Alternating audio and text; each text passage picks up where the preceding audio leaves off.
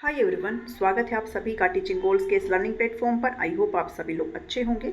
आज के सेशन में एनवायरमेंटल स्टडीज़ का सीईटी मेंस एग्जाम के अंदर आपका ईवीएस के अंदर टॉपिक नंबर 12 रहने वाला है फॉरेस्ट इकोसिस्टम, वन पारिस्थितिकी तंत्र के बारे में बात करेंगे। इकोसिस्टम क्या होता है वो सब मैंने आपको प्रीवियस वीडियोज़ में करवाए हुए हैं, आपको प्लेलिस्ट का लिंक मिल जाएगा डिस्क्रिप्शन में, आप उसको अच्छे से पढ़िएगा। और इस वीडियो के अंदर भी मैंने आपको इकोसिस्टम समझाने की कोशिश फिर से की है, बट जो स्पेशली बात होगी वो आपके फॉरेस्ट इकोसिस्टम की यहाँ पर बात की जाएगी। अगर आपको क्लासेस अच्छी लगती हैं तो ज़रूर इनको लाइक करिए, शेयर करिए, और सब्सक्राइब नहीं किया है टीचिंग गोल्स को तो फटाफट से कर लीजिए, बिल्कुल फ्री होता है। चलिए, इकोसिस्टम की अगर बात करें तो कुछ फैक्ट्स भी आपको पता होनी चाहिए हैं, जो मैंने अपनी प्रीवियस वीडियोस में भी आपको कवर करवाया हुआ है कि जो आपके पारिस्थितिकी तंत्र है, ये जो शब्द है, ये इस वर्ड को किसने कॉइन किया था, इस शब्द की उत्पत्ति किसके द्वारा करी गई थी, इस शब्द को किसने गढ़ा था। तो पारिस्थितिकी तंत्र जो शब्द है वो सर आर्थर जी टेंसली ने, तो आप सिर्फ टेंसले याद कर सकते हो, AG टेंसली आप ऐसे याद कर सकते हो, ठीक है। तो ये जो शब्द है वो किन्होंने दिया था, टेंसली ने सबसे पहले इस चीज़ को क्वाइन किया था।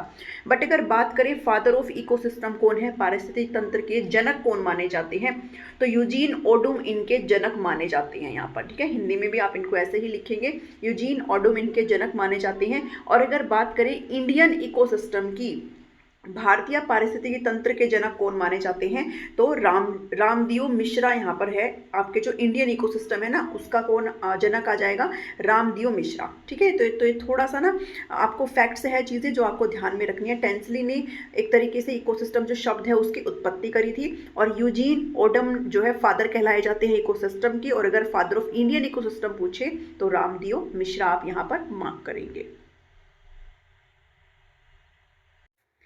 नेक्स्ट फिर थोड़ा सा एक बार डेफिनेशन फिर से देख लेते हैं इकोसिस्टम की, पारिस्थितिकी तंत्र होता क्या है।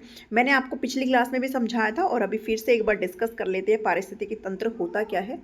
कोई भी एक ऐसा आप प्लेस ले लीजिए, कोई भी ऐसा एरिया ले लीजिए, वहाँ पर जितने भी आपके लिविंग थिंग्स जो कि आपके बायोटिक कंपोनेंट में आ जाते हैं, ठीक है, जैविक कंपोनेंट में आ जाते हैं, और जो आपके नॉन लिविंग थिंग्स है वो आपके नॉन एबायोटिक कंपोनेंट्स में यहाँ पर आ जाते हैं।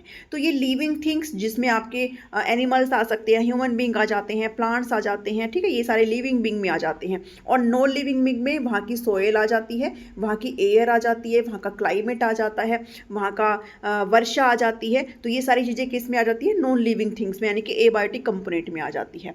तो किसी भी पर्टिकुलर एरिया के जो लिविंग थिंग्स है वो, और वो नॉन लिविंग थिंग्स के साथ कैसे इंटरेक्ट करते हुए रहते हैं, वो उस एरिया का इकोसिस्टम, यानी कि वो इकोसिस्टम कहलाता है, ठीक है।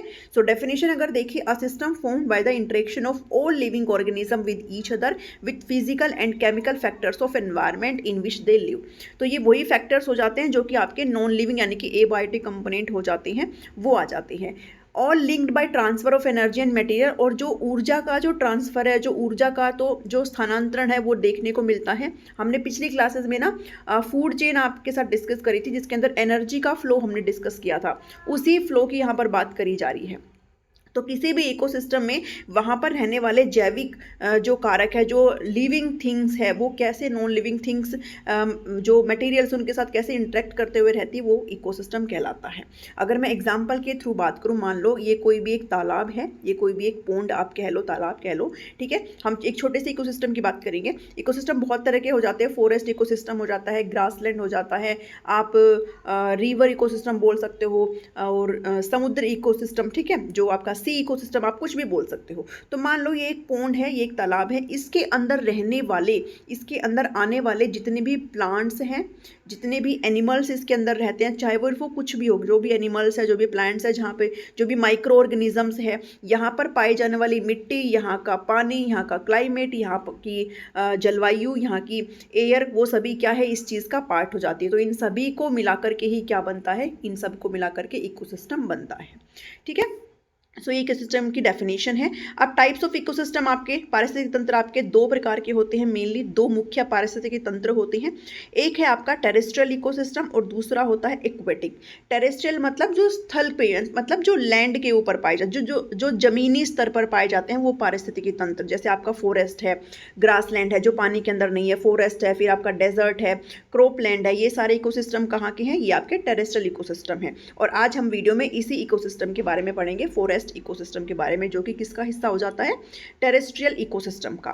फिर जलीय पारिस्थितिक तंत्र आपका सेकंड नंबर में आ जाता है और इसके भी आपके दो टाइप्स है। एक आपका फ्रेश वाटर इनलैंड इकोसिस्टम जिसको बोलते हैं, एक आपका मरीन सोल्ट वाटर इकोसिस्टम जो समुद्री खारे पानी का पारिस्थितिक तंत्र है, यानी कि समुद्र के अंदर पाए जाने वाले जितने भी लिविंग थिंग्स है, जितने भी नॉन लिविंग फैक्टर्स वहां पर पाए जाते हैं, वो सभी कैसे इंटरेक्ट करते हुए रहते हैं, वो आपका मरीन या फिर सोल्ट वाटर इकोसिस्टम हो जाता है।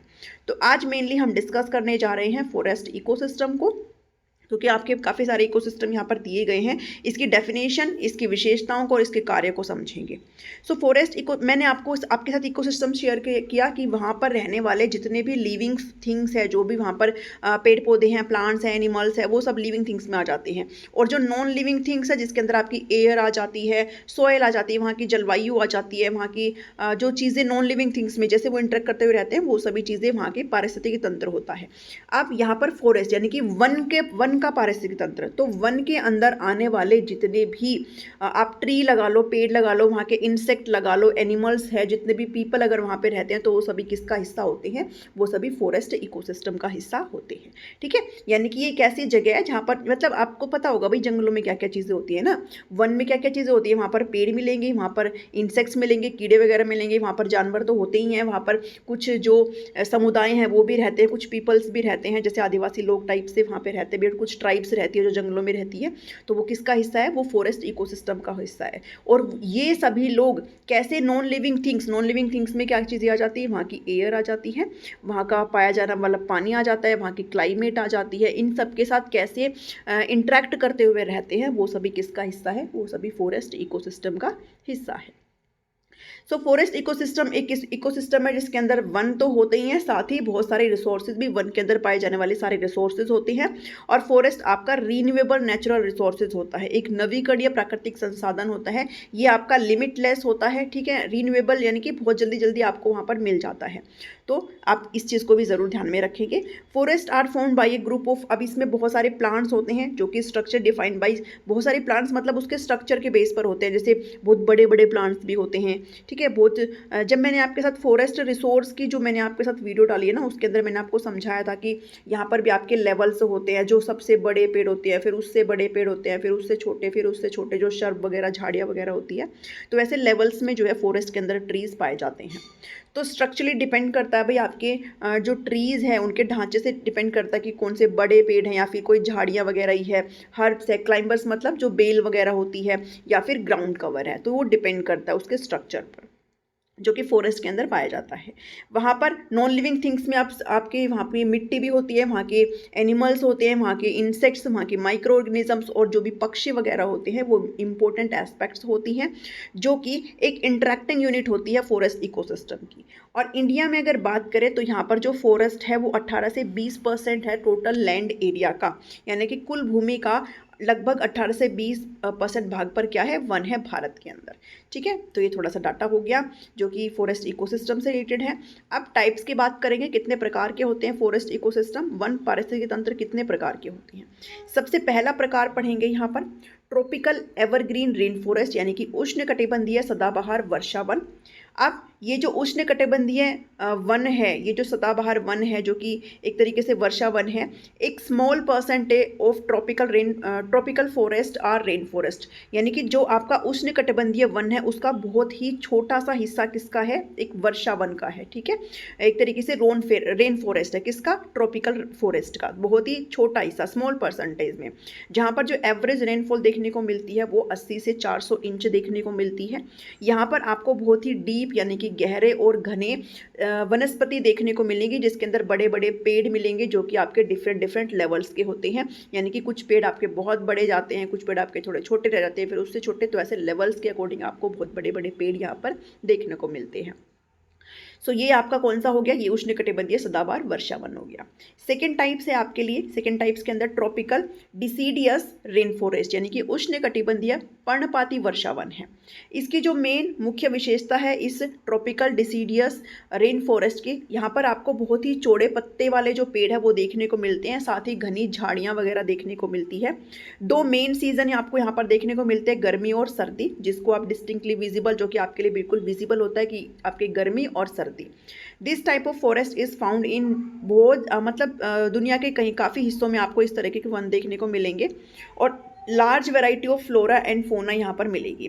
फ्लोरा पता है क्या होता है, फ्लोरा का मतलब होता है किसी भी पार्टिकुलर एरिया के अंदर पाए जाने वाले प्लांट्स, वो आपके फ्लोरा कहलाते हैं, और किसी भी पार्टिकुलर एरिया के अंदर पाए जाने वाले एनिमल्स क्या कहलाते हैं, वो फोना कहलाते हैं। तो यहाँ पर लार्ज वैरायटी ऑफ प्लांट्स मिलेंगे आपको और एनिमल्स भी देखने को मिलते हैं।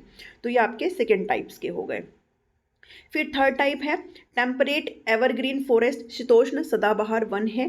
ये एक टाइप ऑफ फॉरेस्ट है जो कि यहाँ पर आपको बहुत ही स्मॉल नंबर ऑफ ट्रीज देखने को मिलेंगे, ठीक है, यानी कि आपको जो पेड़ों की संख्या है वो कम देखने को मिलेगी और यहाँ पर आपको adequate number of ferns and mosses देखने को मिलेंगी। फर्न्स एंड मोसेस एक तरीके के प्लांट्स होते हैं जो कि आपके बीजों से रहित होते हैं और इनके अंदर फूल भी नहीं होते, बट इनके बीच में जो डिफरेंस है वो ये है कि फर्न्स जो होते हैं उसके अंदर आपको अच्छे से तना देखने को रूट जड़ देखने को मिलती है, तना देखने को मिलेगा, ठीक है, लीव्स देखने को मिलती है अच्छे से। लेकिन मोसेस का मतलब होता है काई, काई से तो आप समझ ही गए होंगे ना, आपको पानी जहाँ पर भी होता है वहाँ पर आपको काई ग्रीन ग्रीन कलर की लगी मिल जाएगी। काई के अंदर ना तो आप रूट को स्पेसिफाई कर सकते हो, ना फिर उसकी कुछ भी जो टहनियाँ हो वो होती है, ना उसकी कोई भी पत्तियाँ होती है। तो ये डिफरेंस होता है फर्न्स और मोसेस के अंदर, ठीक है। तो आपको ऐसे पेड़ यहाँ पर देखने को मिल सकते हैं। टेम्परेट डिसीडियस फॉरेस्ट है, शीतोष्ण पर्णपाती वन। टेम्परेट डिसीडियस फॉरेस्ट यहाँ पर इवोल्व होते हैं कहाँ पर, मोइस्ट टेम्परेट रीजन में, जहाँ पर आपको नमी मिलती है उस क्षेत्र में आपको ये देखने को मिलते हैं, जहाँ पर आपको काफ़ी सफिशिएंट मात्रा में बरसात भी देखने को मिलती है। बरसात है तो नमी यहाँ पर आपको देखने को मिलेगी ही, और यहाँ पर आप गर्मी और सर्दी भी वेल डिफाइन होते हैं। यहाँ पर पेड़ जो है अपने पत्ते झाड़ देते हैं सर्दियों के टाइम पर, यानी कि पेड़ जो है अपने पेड़ जो पत्तियाँ हैं उनको गिरा देते हैं सर्दियों के टाइम पर। और जो काफ़ी मात्रा में जो प्रमुख पेड़ आपको यहाँ पर देखने को मिलेंगे वो मैपल के, ओक के और पीच के पेड़ आपको देखने को मिलेंगे, ठीक है, आड़ू के पेड़ आपको यहाँ पर देखने को मिलेंगे। सो ये प्रमुख पेड़ हो जाते हैं यहाँ के शीतोष्ण पर्णपाती वन के। अब कुछ कैरेक्टरिस्टिक्स देखेंगे फॉरेस्ट इकोसिस्टम की। हमने ऊपर 4 तरह के फॉरेस्ट को जो है पढ़ा है जो कि आपके लिए इंपॉर्टेंट है। कैरेक्टरिस्टिक्स यानी कि विशेषताएं पढ़ेंगे। यहाँ पर वार्म टेम्परेचर और सफिशिएंट रेनफॉल मिलेगा, यानी कि काफ़ी अच्छी मात्रा में बरसात मिलती है। अगर बरसात है तो आपका जो तापमान है वो आपको थोड़ा सा वार्म देखने को मिलेगा, नमी मिलेगी, गर्म तापमान देखने को मिलेगा। Resulting in the formation of numerous ponds और लेक्स, यानी कि काफ़ी मात्रा में आपको काफ़ी तालाब और झरने वगैरह, आपको झील वगैरह वहाँ पर आपको देखने को मिलेगी। दिस फॉरेस्ट मेंटेन क्लाइमेट और रेनफॉल, जहाँ पर पेड़ होते हैं वहाँ पर आपकी क्लाइमेट अच्छी होती है और साथ ही वर्षा के लिए काफ़ी महत्वपूर्ण होते हैं जो भी आपके वन क्षेत्र होते हैं। फॉरेस्ट यहाँ पर काफ़ी वाइल्ड एनिमल को सपोर्ट करते हैं और बायोडाइवर्सिटी को प्रोटेक्ट करने का काम करते हैं। जितने भी आपके जंगली जानवर हैं वो कहाँ पर रहते हैं, वो आपके जंगलों में रहते हैं और यही जंगल इनको सपोर्ट करते हैं, इनके लिए एक सूटेबल एनवायरनमेंट क्रिएट करते हैं। जिस चीज़ की यहाँ पर एक वाइल्ड एनिमल को ज़रूरत होती है वो सारी चीज़ें इनको यहाँ पर मुहैया हो जाती है और इनको प्रोटेक्ट करने का काम भी यहाँ पर किया जाता है। The soil is rich in organic matter and nutrients, यहाँ पर जो मिट्टी पाई जाती है उसके अंदर ऑर्गेनिक मैटर काफ़ी देखने को मिलता है, काफ़ी न्यूट्रिएंट्स यानी कि पोषक तत्व यहाँ पर आपको देखने को मिलते हैं जो कि एक तरीके से सपोर्ट करते हैं पेड़ों की ग्रोथ को। ऑर्गेनिक मैटर और न्यूट्रिएंट्स इसलिए देखने को मिलते हैं कि जितने भी पेड़ होते हैं, अब इन पेड़ की जो पत्तियाँ हैं वो कभी ना कभी तो टूट के गिरेंगी, जितने भी एनिमल्स हैं वो मर जाते हैं तो वो मिट्टी के नीचे दब जाते हैं, जितने भी पेड़ पौधे हैं उनकी पत्तियाँ वो सारे दब जाते हैं नीचे, तो कहीं ना कहीं एक नेचुरल खाद का निर्माण वहाँ पर होता है। ठीक है, जो नेचुरल खाद हमारे मिट्टी को ज़रूरत होती है वो वनों के अंदर सेल्फ यहाँ पर हो जाती है, तो ये नेचुरल खाद का निर्माण हो जाता है जिसकी वजह से यहाँ की जो मिट्टी है उसके अंदर पोषक तत्व काफ़ी मात्रा में देखने को मिलता है। फंक्शंस पढ़ेंगे फॉरेस्ट इकोसिस्टम के, वन पारिस्थितिकी तंत्र के कार्य पढ़ेंगे। सबसे पहला है यहाँ से आपको बहुत सारी गुड्स ऑब्टेन्ड हो जाती है, बहुत सारी वस्तुएं आपको यहाँ से प्राप्त होती है, जैसे आपको शहद मिलता है, वाइल्ड मीट यानी कि जंगली मांस मिल जाता है, फ्रूट्स मिल जाते हैं, मशरूम, पाम ऑयल आपको यहाँ पर मिल जाता है और शराब वगैरह आपको यहाँ से मिल जाती है। बहुत सारे मेडिकल प्लांट्स भी होते हैं जो कि आपको जंगलों से देखने को मिलते हैं। तो ये कुछ गुड्स हैं जो कि आपको यहाँ से मिल जाते हैं।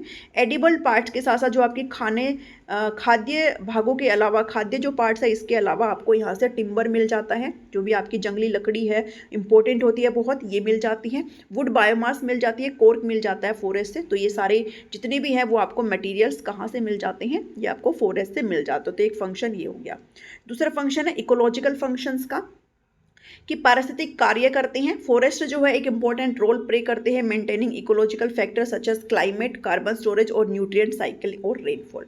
फॉरेस्ट बहुत इंपॉर्टेंट रोल प्ले करते हैं आपके क्लाइमेट को मेंटेन करने में, आपकी जो जलवायु है इसको मेंटेन करने में, कार्बन के स्टोरेज में। यहाँ पर जितने पेड़ होते हैं वो जो एक्सेस ऑफ कार्बन है उनको एक तरीके से बैलेंस करके रखते हैं, और साथ ही न्यूट्रिएंट साइकिल्स को, जितने भी पोषक तत्व है उनकी साइकिलिंग होती रहती है, और बरसात के लिए तो इंपॉर्टेंट होते ही हैं। तो ये सारे जितने भी इकोलॉजिकल फैक्टर है इनको मेंटेन करने का काम यहाँ पर फॉरेस्ट करती है।